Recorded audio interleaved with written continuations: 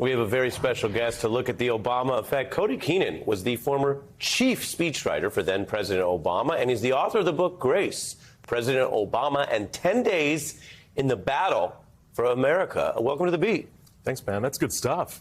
Not bad. Yeah. A lot of people remember that. It's this thing, if you're a speechwriter, for someone like Barack Obama, who was actually an acclaimed author before he even went into political oratory. He's told me.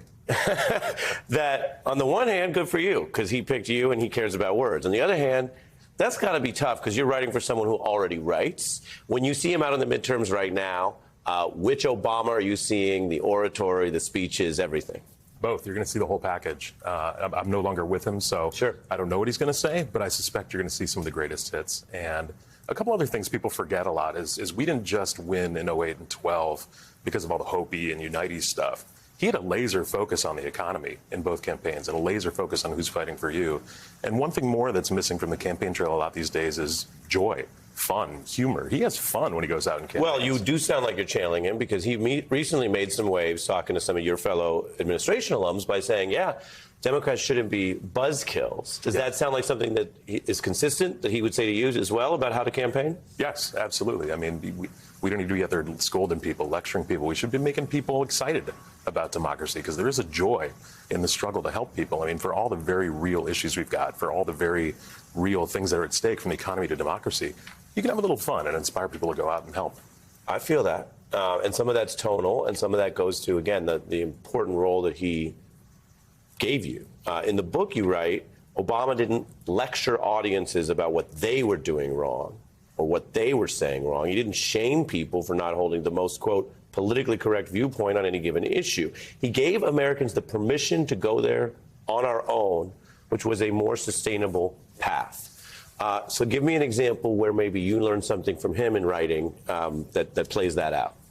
You know, probably the most famous examples were the race speech in 2008, where he didn't just lecture people. He actually tried to open his mind and get us all to open our minds about how other people might see the economy, about how working class whites might not enjoy being talked down to about the economy. He did the same thing on the 50th anniversary of the Martin Luther King speech. You know, he practiced a politics of redemption, not repudiation. He gives the people the chance to change their minds. And another important speech in which he did that was the Amazing Grace speech in Charleston.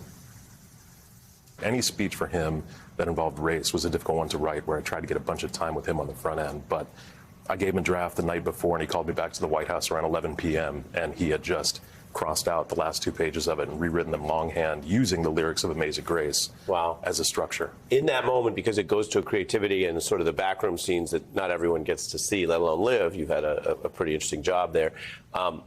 Did your first draft meet the moment? No. No. So you know who agrees with you? Barack Obama. Your whole boss. Let's take a listen to, I'm sure you know, I'm going to remind viewers who don't, Obama does a lot of stuff. He was doing this podcast with Springsteen. Yeah. Just one more thing to do. Pretty cool. But they have this serious discussion about it. Let's listen to that. I don't want to speak. I don't have anything left to say. I feel like I've used up all my words. My head speechwriter, Cody Keenan, I tell him, dude, I don't know what's going to work here. He gives me something that is not, it just doesn't meet the moment. Not because it's his fault. It's because he's gone through the same thing I have. We've done this too many times. Yeah, neither of us had the words anymore. We'd written way too many eulogies after mass shootings. And what changed this one was actually the families of the victims forgave the killer in court in this extraordinary act of grace. And it sort of changed the way the country walked for the rest of the week. Hey, I'm Ari Melber. Thanks for watching The Beat. I wanted to let you know I'm writing a foreword to the January 6th committee's full report, which is coming out soon from HarperCollins. You can go pre-order the book right now, and it'll come to you first when the report comes out in the fall or whenever the government releases it. Just search Melber Jan 6 on Amazon or your favorite independent book site and click pre-order. You'll be the first to get both the report and my new piece on the coup conspiracy. You can also go to melberbook.com and order it there.